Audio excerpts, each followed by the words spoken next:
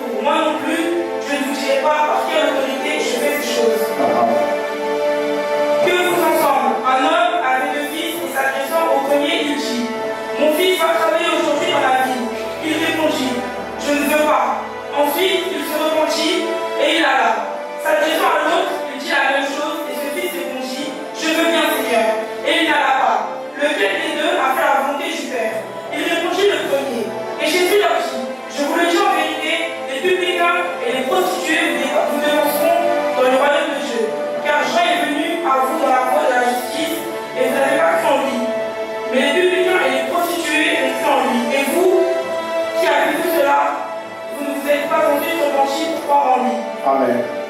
Éternel, nous te bénissons. Nous allons incliner nos têtes pour prier. Te bénissons, nous te rendons toute la gloire parce que tu es Dieu. Nous prions que tu prennes le contrôle, Seigneur, de ce temps et que toute la gloire te revienne. Parce que tu nous donnes de ressentir béni au nom de Jésus. Amen. Fais-moi ce que je t'ai dit de faire. Amen. Vous pouvez vous asseoir. Accélère. La Bible nous fait comprendre quelque chose aujourd'hui. Amen. Le Seigneur veut nous montrer que nous sommes bons et qu'il y a du bon en nous. Et voici une situation qui va se passer. Un paralytique est emmené au-devant de Jésus. Amen. Et lorsque Jésus va le voir, alors il va lui dire, mon enfant, sois guéri. On ne sait pas quel âge avait le paralytique.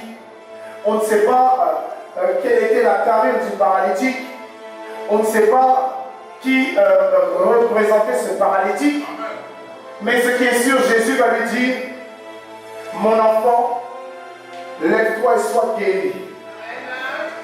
Quand Jésus vient et te dit mon enfant, c'est que ce n'est plus Jésus de Nazareth qui est en train de parler, mais Jésus-Christ étant ancien des jours qui est en train de parler.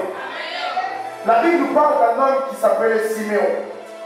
Et Dieu lui avait promis de voir le Messie. Mais le Messie, il l'a vu dans le corps d'un enfant de 12 ans. Comment as-tu pu croire que lui était le Messie si l'ancien des jours n'était pas dans celui qui était le Messie? Est-ce que quelqu'un me comprend? Ce que nous devons comprendre, lorsque Jésus arrive dans certaines catégories de miracles, il va prendre l'autorité du Père. Il va prendre l'aspect du Père, l'image du Père, l'identité du Père. Pourquoi? La Bible nous dit, je suis en le Père et le Père est en moi. Celui qui m'a vu a vu le Père. Voilà pourquoi les musulmans ont du mal à accepter que Jésus est Dieu.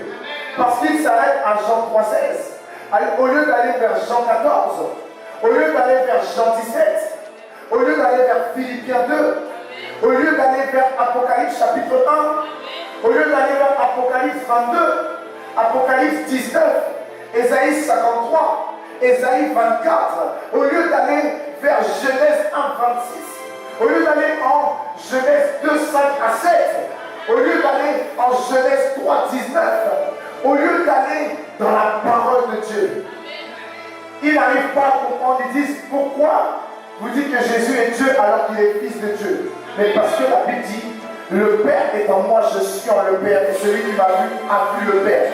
Je suis le repère de l'humanité. Et je suis la lumière du monde. Il va même dire en Jean 11, je suis la résurrection.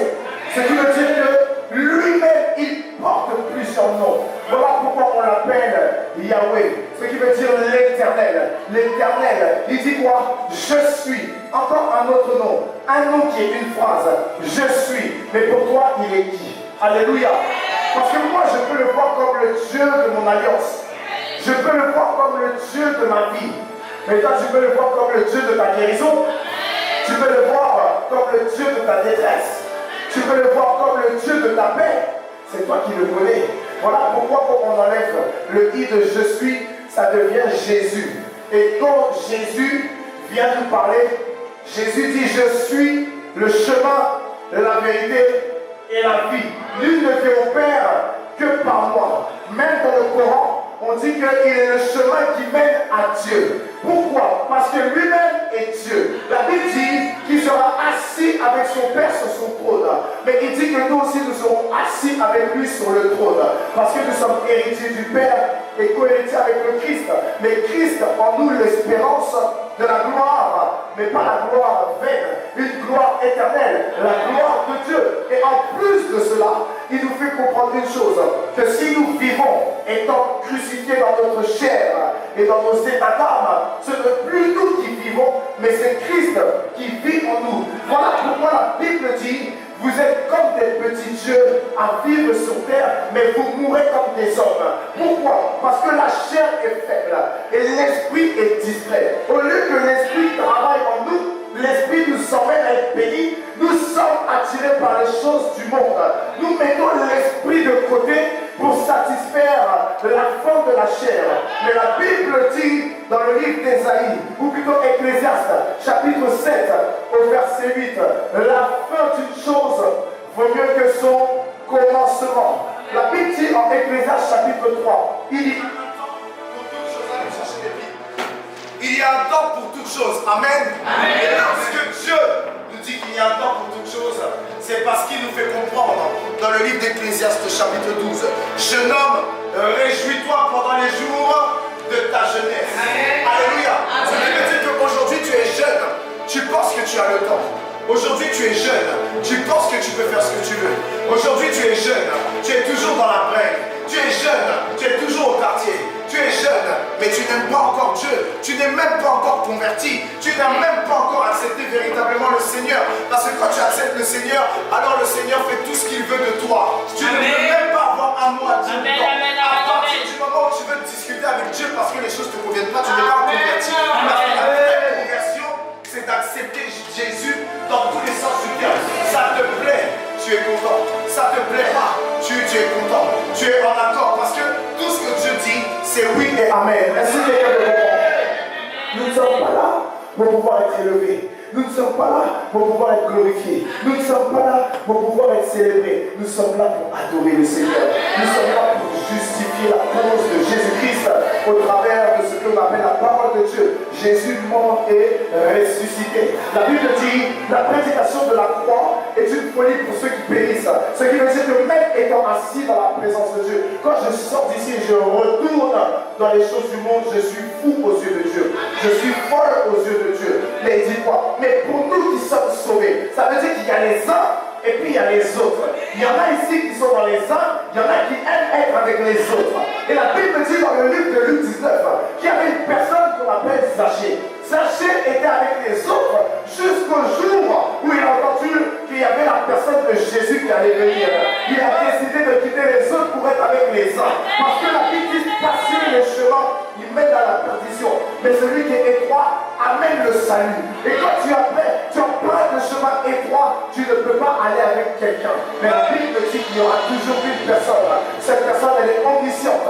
Cette personne, elle est omnipotente. Cette personne, elle est omniprésente. Alléluia. On l'appelle comment? On l'appelle le Saint-Esprit. Est-ce que quelqu'un le comprend? Lorsque le Saint-Esprit est là, alors tu n'as pas besoin de qui que ce soit. Parce que là où deux, trois sont assemblés en son nom, il est présent.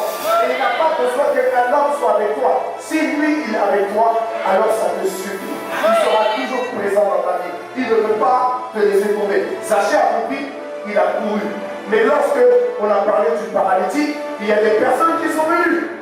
On les appelle les religieux. On les appelle les principaux sacrificateurs. On les appelle les pharisiens. Ce sont des personnes qui sont soi-disant envoyées de Dieu, les bourrées d'incrédulité. Lorsque le miracle s'opère devant eux, ils vont dire que ça a été fait par Belzébul. Ils vont dire que c'est un démon qui fait ça. C'est comme lorsque Feu, le prophète Kakou Sévérin, était encore de ce monde. On était capable de dire, esprit de Kakou, sort de ce corps. Il y a des personnes qui sont débiles. Est-ce que quelqu'un me comprend? Il y a des personnes qui peuvent vous dire, tellement vous êtes idolâtre, vous avez l'esprit de votre idole en vous. Je vais vous dire que vous n'êtes pas idolâtre, vous êtes juste des imitateurs. Lorsque vous marchez comme des imitateurs, vous marchez selon la parole de Dieu. Vous ne marchez pas selon un homme. Parce que lui, il n'est pas un homme pour mentir. La Bible dit en nom de 3 verset 19. Ni fils de l'homme pour se repentir. Ce que sa bouche a dit, sa main finira toujours par l'accomplir. Lorsque tu parles de Dieu, lorsque tu annonces le Seigneur, peu importe qui est devant toi, peu importe qui dira quoi de toi, le Seigneur attestera toujours qu'il y a du bon en toi. Le Seigneur attestera toujours que quelque chose de spécial est mis en toi. Parce que tu es valeureux aux yeux de Dieu. Tu es valeureuse aux yeux de Dieu. La seule chose, c'est que tu ne te connais pas. Et comme tu ne te connais pas, et ben tu fais n'importe quoi. Et le fait de faire n'importe quoi, tu es en train de donner au diable, de te donner du travail. Parce que lorsque tu pêches, tu es en train de faire l'œuvre du diable. Mais quand tu sers Dieu et que tu domines sur le péché, alors tu es en train de faire l'œuvre de Dieu. L'œuvre de Dieu, c'est pas forcément être à l'église, je viens dans mon département et puis je sers. L'œuvre de Dieu, ça commence par ta conversion. Alléluia. Lorsque véritablement tu es converti, tu es en train de faire l'œuvre de Dieu. Tu n'as pas besoin d'abord de dire oui, je veux aussi rentrer dans un département, je veux chanter, je veux aller prier, je veux jouer aux instruments, je veux faire cela. Avant même de faire ça, est-ce que tu es converti? Est-ce que tu es converti? Voici la vie d'un homme qui était paralytique. Mais Jésus lui dit, je te dis mon enfant, lève-toi. Pourquoi lève-toi? Peut-être que celui-là, il n'était pas encore converti. Peut-être que celui-là n'avait pas encore accepté le Seigneur. Mais quand Jésus passe quelque part, qui ne peut pas l'accepter? Qui ne peut pas l'accepter? Quand Jésus avance, Jésus démontre le royaume. Parce qu'il est le royaume. Jésus démontre la puissance. Il est la puissance. Jésus démontre la solution parce qu'il est la solution. La Bible nous fait comprendre que lorsqu'il a voulu parler à Nicodème, il a parlé à Nicodème comme un ami. Nicodème n'a pas vu la dimension de la divinité qui était devant lui. Comme il a vu comme un ami, alors il est parti et il a laissé son ami. Mais le problème, c'est que Lazare ne voyait pas Jésus que comme un ami.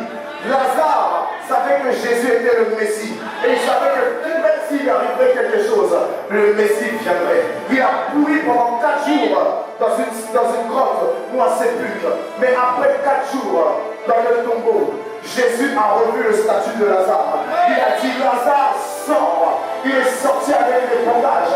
Et il a dit, tenez-le et laissez-le aller. Pourquoi? Les liens de la mort voulaient encore garder la personne de Lazare. Mais lorsque la vie arrive, mort, où est ton aiguillon? Mort, où est ta puissance? Mort, où est ta valeur?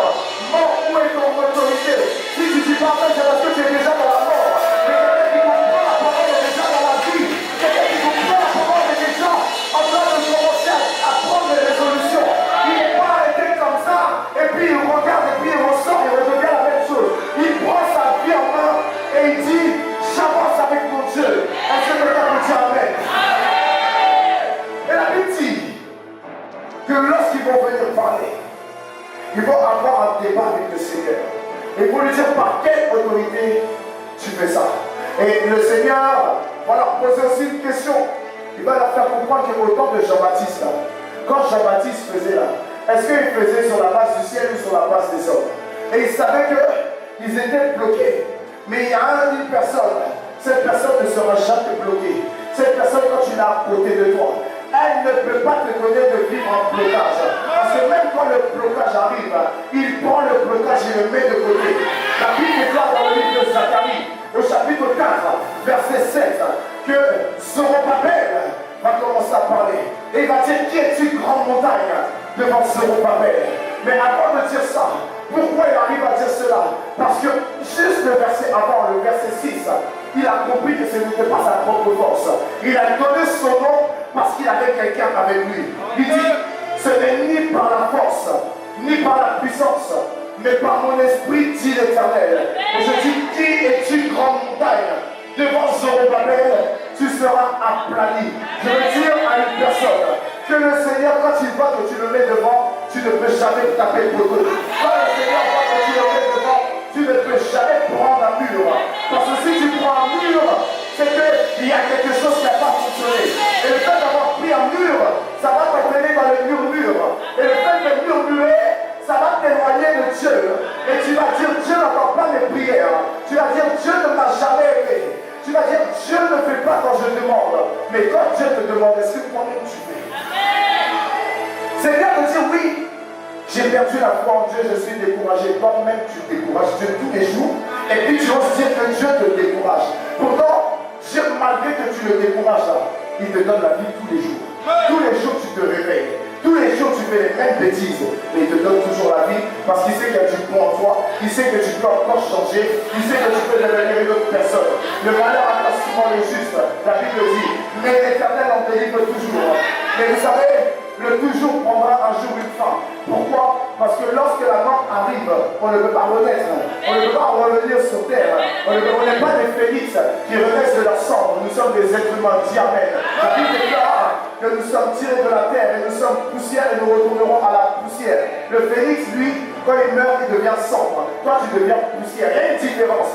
Ce qui veut dire qu'il n'y a pas il n'y a pas de résurrection. La résurrection, c'est au jour du jugement. Soit tu es ressuscité et tu vas avec le Père, soit tu es ressuscité mais tu vis le châtiment éternel qu'on appelle la mort. Est-ce que quelqu'un le comprend? Nous devons réaliser combien de fois le temps est en train de passer. Le temps passe très vite. Je veux dire à quelqu'un, ressaisis-toi et pense à ce que Dieu a dit de toi. Lorsque tu étais seul dans ta chambre, lorsque tu étais seul dans tes transports avec tes écouteurs, lorsque tu étais seul en voiture, lorsque tu étais seul à l'hôpital, lorsque tu étais seul dans ta cellule, lorsque tu étais seul, qu'est-ce que Dieu t'a dit? Il t'a dit ça va aller. Mais tu as oublié cette phrase. Pourtant il t'a dit ça va aller. Tu as voulu discuter, mais la pensée était insistante. Parce qu'il y a du bon en toi. Tu dis ça va aller. Parfois tu entends même ta pensée te dire ferme ta bouche un peu. Ce n'est pas le diable. C'est Dieu qui te dit de la fermer parce qu'il t'a dit ça va aller. Est-ce que quelqu'un me comprend? Ne te dis pas je ne comprends pas.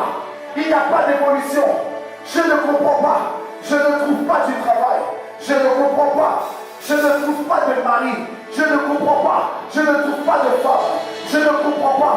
Je ne trouve pas les papiers. Je ne comprends pas. Je ne comprends pas. Pourquoi tu veux comprendre les choses de cette terre alors que la Bible dit cherchez premièrement le royaume de Dieu et sa justice.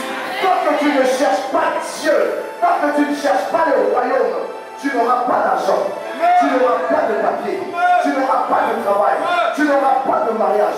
Et même si tu t'entêtes à te marier, alors que Dieu te demande de faire quelque chose, tu peux être passible de divorce. Et quand tu vas faire cela, tu peux devenir un vagabond, une vagabonde. Et derrière ça, est-ce que c'est ce que Dieu a prévu pour toi? Dieu n'a jamais prévu pour toi des choses comme ça. Mais il a prévu ta délivrance. Il a prévu ta restauration. Et lui dit, je connais les projets que j'ai formés pour vous. Projets de paix et non de malheur. Mais les projets de paix, d'abord commence par une délivrance. Ce n'est pas que tu seras riche, prospère, aisé, on te verra partout. D'abord, sois délivré et converti. La Bible dit dans le livre de Luc, au chapitre 22, verset 32. Simon, c'est Jésus qui s'adresse à lui. Il dit, le diable vous a réclamé pour vous cribler comme du froment.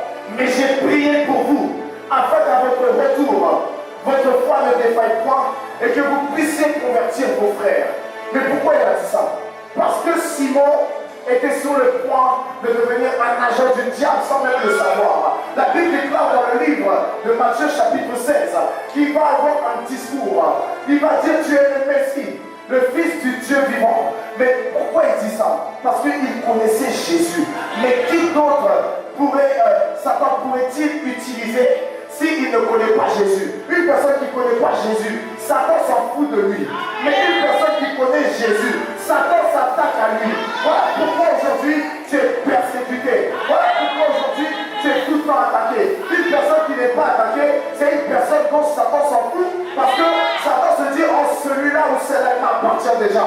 Donc je n'ai pas le temps de la regarder. Jésus avec des fesses devant lui, il va commencer à convoiter. Elle, Jésus avec les attributs d'un homme, elle va vouloir se donner, elle va écarter ses jambes. Voilà comment pense le diable. Et quand vous faites ça, malheureusement c'est de la bêtise pour ne pas dire que vous êtes bête et vous n'êtes pas loin d'avoir la marque de la paix. Regardez une chose, Dieu est capable de nous éloigner de ces choses. Mais le diable nous pousse à retourner devant. Pourquoi? Quand tu as une voiture, tu passes les vitesses. Mais pour ralentir, tu es obligé de rétrograder. Dieu est prêt à te faire passer les vitesses, mais le diable est prêt à te faire rétrograder. Tu ne dois plus retourner en arrière. Même si tu sais que toi, ta faiblesse, c'est fesses de femme. Mon ami, marche même comme ça s'il faut. Peu importe. Même si tu sais que toi, c'est garçon avec les tablettes. Tu vois ta tablette, tu vas commencer à faire 31. Commence avec des lunettes de soleil. Ça fait quoi? Sinon, tu vas te perdre. Tu es devenu ping-pong. Ça veut dire qu'on te fait une balle et puis on te tape de gauche à droite. On te tape comme ça. Champion, réveille-toi. Champion, réveille-toi. Tu n'as pas ça à faire. Tu n'as pas ça à faire. Arrête de t'exhiber. Même là, il va faire chaud là. Laisse les crop tops. Arrête de t'exhiber. Des fois même, tu mets ton corps devant. Tu sais même pas que c'est énervant même. Tout ton ventre est dehors. Tout est plaqué sur toi. Voilà comment les vrais convertis, la veille de voix, ils sont fâchés parce que tu es une occasion de chute. Est-ce que quelqu'un me comprend? Il faut que tu fasses attention à ton image. La Bible déclare que le témoignage vaut mieux qu'un parfum de grand prix. Ton image vaut mieux que tout ce que tu vas avoir comme gloire. Tu peux avoir toute la gloire et être détesté de tous. C'est toi qui auras mal. Tu auras ton argent. Tu vas tellement même tu seras découragé, tu vas faire comme Cédric Doumbé. Tu vas mettre 600 places aux enchères. Celui qui fait qu'il gagne sa place. Parce qu'il n'a plus d'audience. Et quand tu n'as pas d'audience, tu cherches à faire du buzz pour qu'on puisse te voir. Mais la Bible dit que servirait-il à un homme de gagner le monde s'il perd son âme? Donc la solution c'est quoi? Je préfère être seul dans mon coin et être sauvé plutôt qu'avoir tout le monde et être, rejeté à la fin. Le but, ce n'est pas que tu sois rejeté. Le but, c'est qu'on t'acclame quand tu rentres dans la maison du Père. Quand tu rentres dans la gloire du Père, on doit t'acclamer. Parce que lui, il sait pourquoi il t'a emmené ici. Pourquoi tes fesses aujourd'hui sont posées sur cette chaise? Parce qu'il y a du bon en toi. Pourquoi tu penses que quelqu'un t'a invité? C'est pas quelqu'un qui t'a invité. Dieu s'est servi de quelqu'un pour que tu puisses venir dans la présence de Dieu. En fait, l'invitation ne vient pas d'un homme, l'invitation vient de Dieu. Il est en train de te dire, reviens à la maison parce que tu me fatigues à rester loin. J'ai fait passer par là pour écrire ton histoire selon ce que j'ai prévu que tu fasses dans le monde. La Bible dit qu'après 14 ans, Paul va revenir à Jérusalem. Pourquoi? 14 ans avant, il persécutait à Jérusalem. 14 ans après, il revient à Jérusalem. Et lui, il a osé reprendre celui pour qui Jésus a prié. La Bible nous fait comprendre que Pierre était double face. Pierre pouvait manger avec les gens de mauvaise vie, mais quand il voyait des gens importants, il s'éloignait des gens de mauvaise vie et pointait les gens de mauvaise vie. Or, quand on regarde la parole de Dieu, Dieu a prié pour lui pour que ses frères soient convertis au travers de lui. Mais maintenant, il est en train de les éloigner. Il fallait quelqu'un qui soit pire que lui pour lui dire que ce que tu fais, ce n'est pas bon. Il a regardé droit dans les yeux en lui disant, mon frère, ce que tu fais, ce n'est pas bon. Et quand on regarde dans la parole de Dieu, Pierre et Paul, il y avait toujours de l'électricité. Pourquoi? Parce que Paul sortait du milieu du banditisme. Lui, comment on l'appelle? Pierre, c'était juste un pécheur nerveux. Mais Paul, lui, c'est pas nerveux, il te tue en même temps. Lorsque tu as une personne comme ça et puis comment on appelle ça? Un copier-coller, alléluia. Soit tu as une copie de ce type de personne, alors au final, qui es-tu? Amen. Tu es une personne qui doit représenter la droiture. Et Dieu t'emmène dans la présence de Dieu parce que déjà, premièrement, dans ta maison, tu dois représenter la lumière de Dieu. Tu dois représenter la gloire de Dieu. Tu dois représenter la faveur de Dieu au travers de ta vie, ta maison dans laquelle tu habites. Si elle est trop petite, vous devez déménager pour avoir un lieu plus grand. Parce que la Bible dit dans le livre de Deutéronome, au chapitre 28, que comment dire, il fera grandir l'espace de ta tente. Est-ce que quelqu'un me comprend? Ce qui veut dire, j'aime ça. Ce qui veut dire que Dieu n'a pas de limite. Mais il limite la vie de ceux qui ne l'écoutent pas. Il limite la vie de ceux qui ne sont pas prêts à faire la volonté de Dieu. Il limite la capacité de la gloire de Dieu dans la vie de plusieurs. Alléluia. Parce qu'il n'aime pas faire ce que Dieu veut. Il n'aime pas faire ce que Dieu demande. Il n'aime pas faire ces choses. Et vous allez voir qu'à ce moment précis, qu'est-ce qui se passe? Ils sont limités. Ils essaient de faire le pas, mais c'est compliqué. Ils essayent d'avancer, mais ils ne comprennent pas. Ils se disent, mais j'essaie, je fais tout. Mais il y a quelque chose, souviens-toi un jour. Vous savez, pour que le diable puisse t'attraper, il suffit d'une seule fois. La Bible dit que le diable entra en Judas. Pourquoi? Judas avait les dispositions pour que Satan entre en lui. Le problème avec nous autres enfants de Dieu, c'est que nous sommes des cibles, mais nous ne nous rendons pas compte que nous sommes des cibles. La Bible dit, si tu es fidèle dans les petites choses, je pourrais t'en confier des plus grandes. Mais il suffit que tu sois infidèle dans la plus petite des choses et le diable rentre. Et quand le diable rentre, que deviens-tu? Quand le diable rentre, qui es-tu? Parce que Pierre, Jésus va lui dire, arrière de moi Satan. Pourtant il vient de prophétiser sur lui qu'il allait lui donner les clés du royaume. Que tout ce qu'il allait lier sur terre sera lié dans les cieux. Tout ce qu'il allait délier sera aussi dévié. Mais pourtant, juste après, voici quelqu'un, parce qu'on lui donne une prophétie, il veut aller réprimander celui qui lui a donné la prophétie. Il dit, à Dieu te plaise, cela ne t'arrivera pas. Jésus va lui dire, arrière de moi, Satan. Tu mets en scandale. Tes pensées pour moi sont un scandale. Parce que tu as les pensées des hommes au lieu d'avoir les pensées de Dieu. Et le problème avec nous autres chrétiens, c'est que parfois, on ne se rend pas compte qu'on fait la volonté de Satan. Parce qu'on continue de penser comme des hommes. On fait la volonté de Satan parce qu'on continue de vouloir voir à la réalité. Alors qu'il a dit qu'il est la vérité. Quand il marche au-devant de nous, il n'y a pas qu'un chemin. Il n'y a pas qu'une vie. Il y a une vérité. Et quand tu peux prendre la vérité, alors tu dois être aussi une vérité. Est-ce que quelqu'un me comprend? C'est pour ça que je prophétise que tu sois une vérité au nom de Jésus. Je prophétise que là où le diable pensait que tu serais encore un de ses enfants, parce que la Bible dit dans le livre de Jean-Luc verset 44, vous avez pour père le diable, parce que le diable est le père du mensonge. Mais je déclare que toi tu as le père de la vie, Jésus de Nazareth. Tu as le père des orphelins, Jésus de Nazareth. Tu as le père de ceux qui sont perdus, Jésus de Nazareth. Alléluia. Et quand on regarde ça, ils ont dit, nous ne savons pas. Et Jésus a dit, moi aussi je ne vous répondrai pas. Et ils vont arriver maintenant devant Matthieu. Et à Matthieu, il va dire quoi? Lève-toi. Et lorsqu'il va se lever, voici que Jésus va rentrer dans une maison. Et il y aura une table à laquelle il va s'asseoir pour aller manger. Et qui va s'asseoir avec lui? Les gens de mauvaise vie. La question que je te pose, est-ce que toi tu es trop sympa qui est assis ici? Est-ce que tu es trop sympa? Si tu es trop sympa, lève ta main comme ça. Allez. Oui. Lève ta main. Tu n'es pas sain.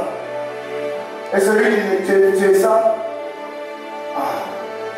Donc si une personne maintenant n'est pas saine, lève ta main. Oui, normalement c'est tout le monde qui doit savoir lever sa main. Parce qu'il n'y a pas quelqu'un qui est plus sain que Jésus. Quand on dit ça, tu peux être capable. Parce que c'est pour les gens incapables qu'il est venu. C'est pour les gens intimes qu'il est venu. C'est pour les hommes pécheurs qu'il est venu. C'est pour les hommes malades qu'il est venu. Et quand je dis homme, c'est pas les hommes et puis il y a les femmes. C'est homme avec un grand H. C'est qui veut dire homme et femme. Là où tu étais perdu, il est venu pour que tu sois retrouvé. Et voici ces mêmes gens-là qui sont venus encore à dire pourquoi.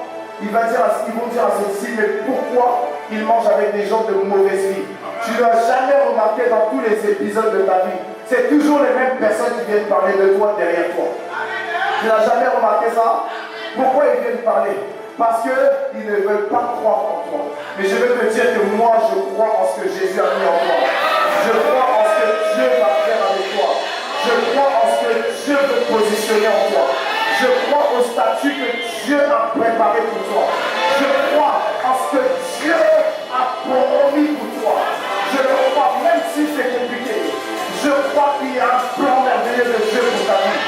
Même si tu n'arrives pas à te situer aujourd'hui, je sais qu'un jour viendra où Dieu te fera comprendre que tu n'as pas eu peur d'avoir confiance en lui. Je crois en ce Dieu, parce que s'il t'a créé, s'il t'a donné le pouvoir de venir au monde un jour, c'est parce qu'il sait qu'il y a quelque chose de bon et de meilleur pour toi.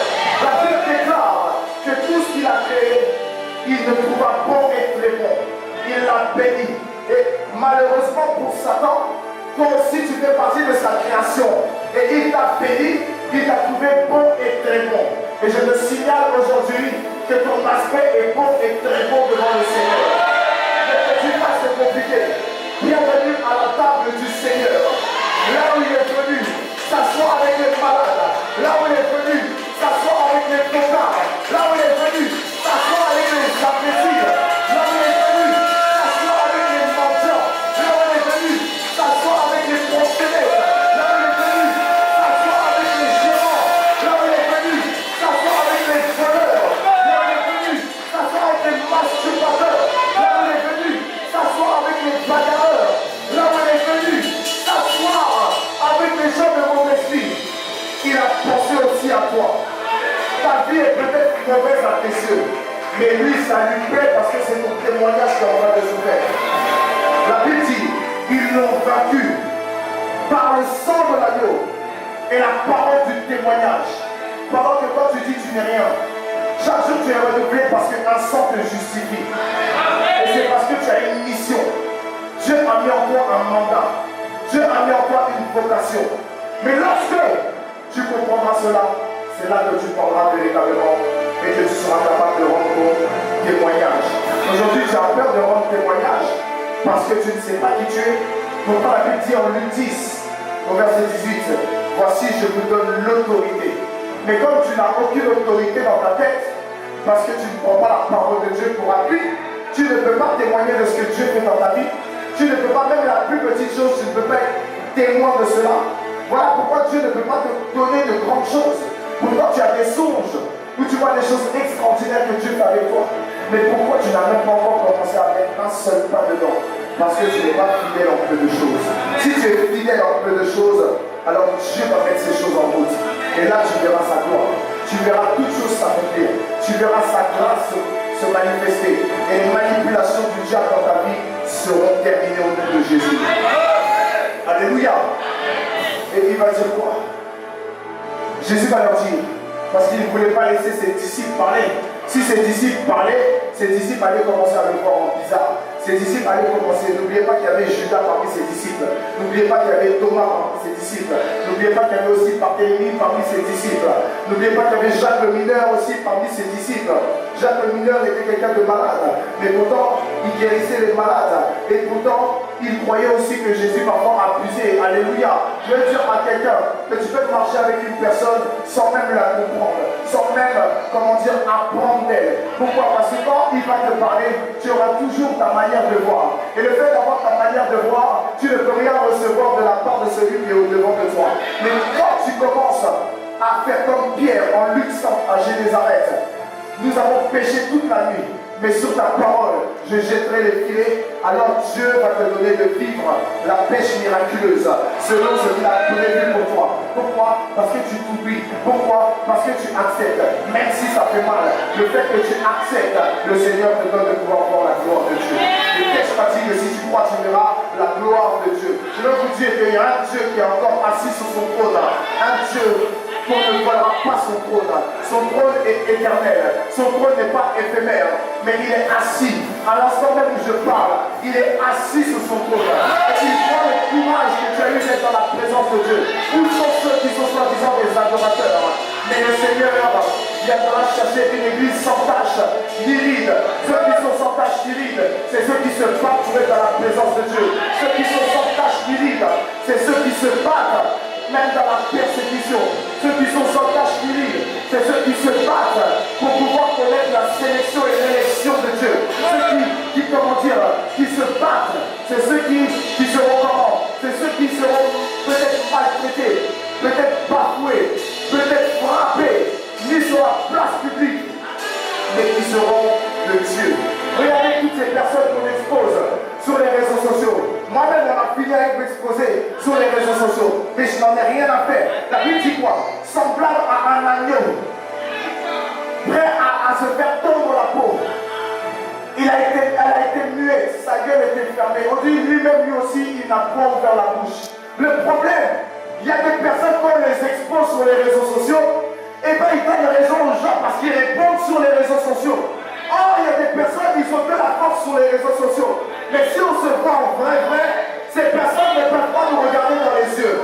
C'est pour ça, quand les gens sont en train de parler de quelqu'un sur les réseaux sociaux, prends ton chemin. Parce que ces mêmes personnes, si on les voit, elles sont capables de se faire dessus. Elles ne sont pas capables d'assumer leur dire. Elles ne sont pas capables d'assumer ce qu'elles font. Elles ne sont pas capables de dire, oui, moi j'ai dit. Elles ne sont pas capables. Est-ce que quelqu'un me comprend? Nous devons faire attention à ces personnes. Ce sont des agents infiltrés. La Bible dit quoi? Qu'il y aura des loups qui seront déguisés en brebis. Faites attention. Il y a beaucoup de faux pasteurs sur les réseaux. Il y a beaucoup de faux disciples de Christ sur les réseaux. Il y a beaucoup de personnes qui égarent sur les réseaux. Il y a beaucoup de personnes qui s'assoient à faire des story time. Ce sont des envoyés du diable. Est-ce que quelqu'un me comprend? Toutes ces personnes, ce sont des envoyés du diable. J'ai été dans une église et j'ai vécu ceci. J'ai été dans une église, j'ai vécu cela. Qu'est-ce que tu as fait toi-même pour pouvoir vivre ces choses? Ce sont des envoyés du diable. Il y a des personnes même qui n'ont rien vécu, on les a juste payés pour pouvoir détruire l'image d'une personne. Il y a des personnes même, ce sont des hommes de Dieu. Je ne sais même pas pourquoi Dieu m'emmène sur ça. Ce sont des hommes de Dieu, mais dans le secret, ils sont prêts à payer les personnes pour détruire la vie d'un autre homme de Dieu. Je vais vous dire, ces personnes sont des lâches. Ces personnes sont tous des lâches. Je veux dire, comment dire, comme au temps d'Élie, là où il y avait des prophètes qui étaient cachés par Satan dans des grottes. Restez dans vos grottes. Ne parlez pas. Tous ces prophètes de Baal et d'Astarté vont finir par tomber. Peu importe ce qu'ils disent, peu importe ce qu'ils font, ils vont finir par tomber. Parce qu'il y a un Dieu qui vous a appelé. Il y a un Dieu qui a mis sa main sur vous. Il a dit, prenez mon fardeau. Mon joug est doux et léger.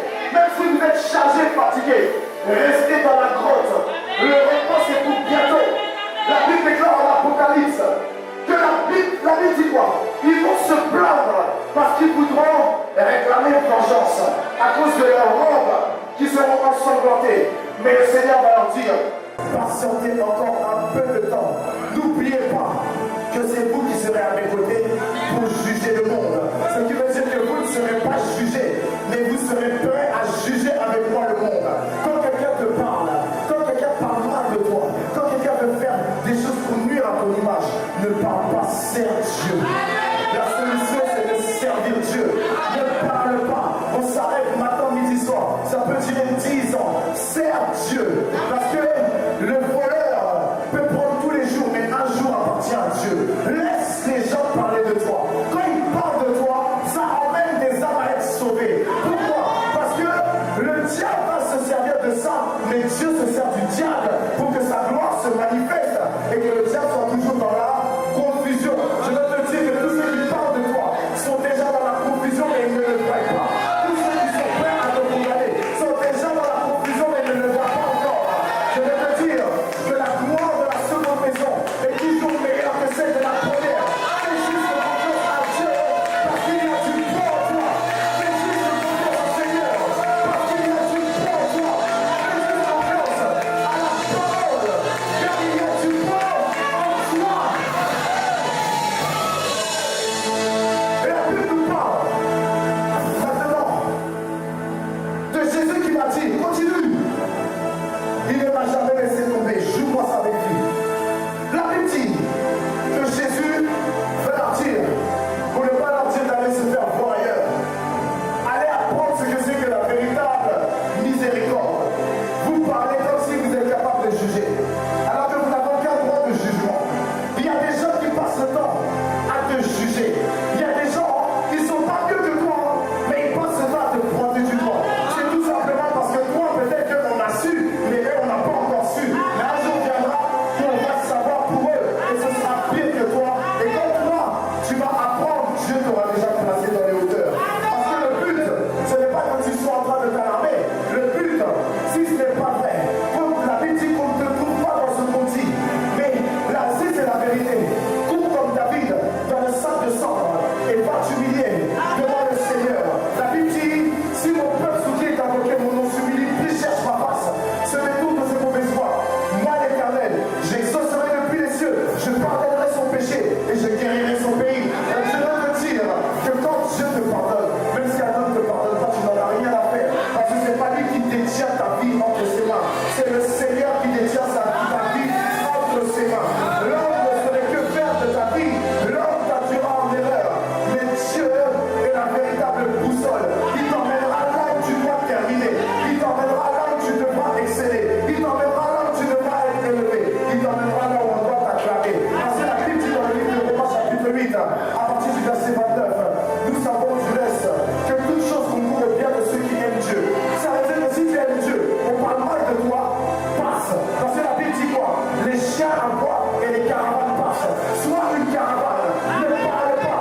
La caravane, elle n'a pas de langue, elle a de l'essence et elle roule. Tu n'as pas le temps de parler. Et la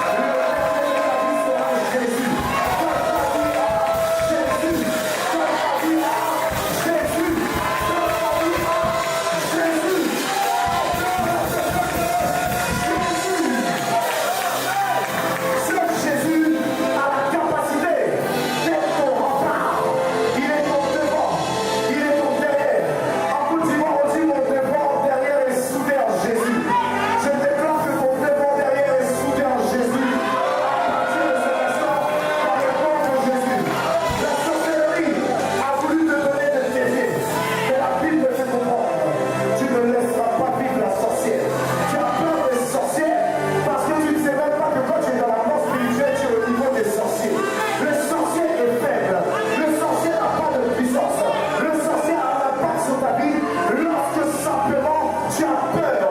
Le sorcier se nourrit de la peur, mais le sorcier n'a aucune autorité. Le sorcier n'a pas de force. Quand tu te lèves, tu dis qui es-tu, sorcellerie? Soit tu pars, soit tu tombes. Tu ne lui laisses pas le choix.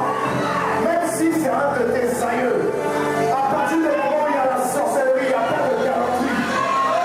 Même si c'est ton grand-papa,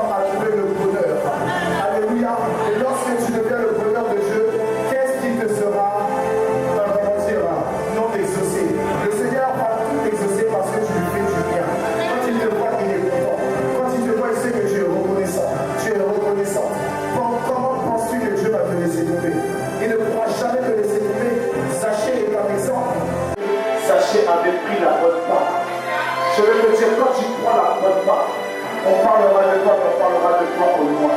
Pourquoi? Parce que ces personnes ne pourront plus jamais venir à toi. La Bible déclare que Laban persécutait aussi Jacob. Mais qu'est-ce qui va se passer? Un monument sera érigé afin que Jacob reste de son côté et que Laban reste de son côté. Parce que Jacob avait la gloire de Dieu sur sa vie. À telle enseigne que Jacob, en sortant de chez Laban, quand il partait, à Péniel, il a eu à rencontrer Dieu. Et quand il a rencontré Dieu, son nom a changé, il est devenu Israël. Et lorsqu'il est arrivé devant son frère jumeau Ésaü, il va se passer quelque chose. Il va se passer que il va se prosterner 7 fois devant son frère. Pourquoi? Il lui a volé son droit d'aînesse et il lui a volé sa bénédiction. Et quand son frère le voulait en mort, alors il pensait que... Mais le problème c'est qu'il a oublié que lorsqu'il a dit qu'il était Ésaü, alors on l'a béni comme étant Ésaü. La question est de savoir, si on te bénit comme étant quelqu'un d'autre, est-ce que tu vas recevoir la bénédiction de cette personne ou cette personne va recevoir la bénédiction alors que c'est toi qui as été prosterné? Pose-toi de bonnes questions. Quand tu prends l'identité de quelqu'un, comme si tu dis, je suis Ésaü. Quand on vient et on te parle, on te prend pour Ésaü. Donc c'est Ésaü qui est béni. Ce n'est pas Jacob qui est béni. Mais en Genèse 32, la Bible dit que l'ange de l'Éternel va dire, évangéliste Erika, à Jacob, quel est ton nom? Pourquoi ta destinée est rattachée à ton nom? Si tu utilises un surnom, le nom de quelqu'un d'autre, tu es en train de fausser ta destinée. Tu es en train de fausser la gloire de Dieu dans ta vie. Parce qu'on ne t'appellera pas par ton nom, on t'appellera par le nom que tu donnes. C'est comme par exemple, tu t'appelles Béatrice, et puis quand tu dis, tu t'appelles Rachel. On va bénir la personne qui s'appelle Rachel. Mais Béatrice est inconnue de la parole. Béatrice est inconnue de la déclaration. Ce qui fait que toi, tu n'es pas béni, tu es toujours dans le mal. Et puis, c'est Rachel qui est béni à ta place. Est-ce que vous comprenez? Mais il a dit Jacob. Et l'ange de l'Éternel a lui dit, désormais on ne t'appellera plus Jacob, mais ton nom sera Israël. Et lorsqu'on l'appelle Israël, il est parti maintenant et il a été réconcilié avec son frère. Esaü lui a dit, je n'ai pas besoin de te faire du mal. Je n'ai même pas besoin de tes présents, parce que je suis plus que béni. Et Esaü était en train de lui montrer qu'il était plus béni que son frère. Pourquoi? Parce que dans la bénédiction que lui il a eue, il n'a pas fraudé. C'est juste que c'était une personne qui était nerveuse. Sinon il n'a pas fraudé. Il n'a pas fraudé du tout. Mais il fallait qu'il passe par là pour qu'il comprenne que Dieu aussi avait un plan pour lui. Je vous dis, même si la Bible dit que Dieu a aimé Jacob et il a haï Ésaü, si une personne est prise en haine, comment on peut l'élever? Si une personne, on la déteste, comment on peut l'emmener vers le haut? Mais la Bible dit quoi? Mon serviteur s'élèvera haut et très haut. Ce qui veut dire que lorsque tu es honnête, même si quelqu'un te prend pour haine, il devra toujours reconnaître la personne que tu es. C'est pour ça que ne suivez pas à une personne qui va venir passer le temps à te délivrer, ou une personne qui va passer le temps à parler derrière ton dos, une personne qui sera toujours en train de parler de ce que ta foi est. Il ne considère pas ta foi, ne le considère pas, porte-le en prière et puis avance. Il y a une phrase que le rappeur Tupac de son vivant a eu à dire. Tu peux être mon ami, mais si tu n'es plus mon ami, je n'ai rien contre toi. Je te souhaite même la réussite, mais je veux que tu sois loin de moi. Ça veut dire que tu peux réussir, mais ce ne sera pas avec moi. Et si tu réussis, alors je ne serai pas jaloux. Si tu réussis, je ne serai pas fâché. Juste, comme j'ai besoin de ma paix, je préfère que tu sois loin de moi. Je réussis de mon côté, tu réussis de ton côté. On se voit, on peut se saluer les doigts, mais on n'est pas obligé de marcher ensemble. Est-ce que quelqu'un comprend? Le problème, c'est que vous marchez avec trop de personnes. Et la Bible dit que ceux qui ont des amis, ceux qui ont trop d'amis, ils les ont pour leur chute. Et ceux qui finissent par chuter, c'est ceux qui finissent par trop parler. Et la Bible dit que celui qui parle trop ne tarde pas de pécher. Donc, en d'autres termes, est-ce que tu veux être ami avec les hommes ou est-ce que tu veux être ami avec le Seigneur? Abraham avait les hommes et il est même devenu un idolâtre. Mais lorsqu'il a trouvé Dieu, il a abandonné les hommes. Il a laissé tout ce qui est homme et il a fait confiance à Dieu. Je veux te dire et je veux t'exhorter à faire confiance à Dieu. Abandonne les hommes.